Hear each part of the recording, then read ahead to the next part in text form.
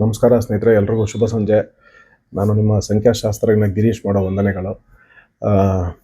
ಇದು America president ಲಿಸ್ಟ್ಗಳನ್ನ ಸುಮ್ಮನೆ ಹಿಂಗೆ ನೋಡ್ತಾ ಇದ್ದೆ. ಅದರಲ್ಲಿ ಪ್ರತಿಯೊಬ್ಬರದ್ದು ನಾನು ಯಾವುದೋ ಒಂದು ವ್ಯಕ್ತಿ ಫೋಟೋ ನೋಡಿದಾಗ ಮೊದಲು ಅವರು ಬರ್ತ್ ನಂಬರ್ ನೋಡ್ತೀನಿ. ಅಫ್ಕೋರ್ಸ್ ಸಂಖ್ಯಾಶಾಸ್ತ್ರಜ್ಞ ಅಲ್ಲ.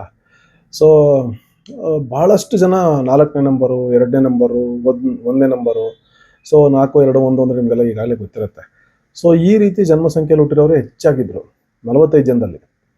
ಎಲ್ಲಿ 8ನೇ ನಂಬರು ಎಲ್ಲಿ ಕಾಣಿಸ್ತಾನೆ ಇಲ್ವಲ್ಲ ಅಂತ ಒಂದು ಕುತೂಹಲ. ಯಾಕೆಂದರೆ 8ನೇ ನಂಬರು ಸೊ ನನ್ನ ನಂಬರು ಪ್ಲಸ್ ನಮ್ಮ ಪ್ರಧಾನಿ ನರೇಂದ್ರ ಮೋದಿ ಅವ್ರ ನಂಬರ್ ಆಗಿರೋದ್ರಿಂದ ಸೊ ಒಂದು ಕುತೂಹಲದಲ್ಲಿ ಹುಡುಕ್ತಾ ಹೋದೆ ಯಾರು ಇದ್ದಾರಾ ಅಂತ. ಈಗ ಬೇಕಾದ್ರೆ ಎಲ್ಲೂ ನಂಬರ್ 8 ಕಾಣಿಸ್ತಾ ಇಲ್ಲ. ಏನು ಹುಡುಕಿ ಕೊನೆಯಲ್ಲಿ ಒಬ್ಬರು ಸಿಕ್ಕಿದ್ರು. 45 ಜನದಲ್ಲಿ ಬೇರೆ ಎಲ್ಲ ನಂಬರ್ಸು ರಿಪೀಟ್ ಆಗಿದೆ.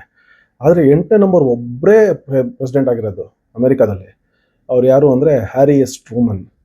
ಸೊ ಇವರೇ ಹಿರೋಶಿಮಾ ನಾಗಾಸಾಕಿ ಮೇಲೆ nuclear bomb ಹಾಕ್ದವರು.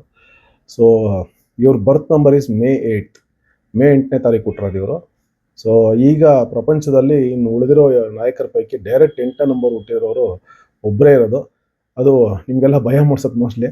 Kim Jong Un ಅವರು ಜನವರಿ 8ನೇ ತಾರೀಕು ಹುಟ್ಟಿರೋದು.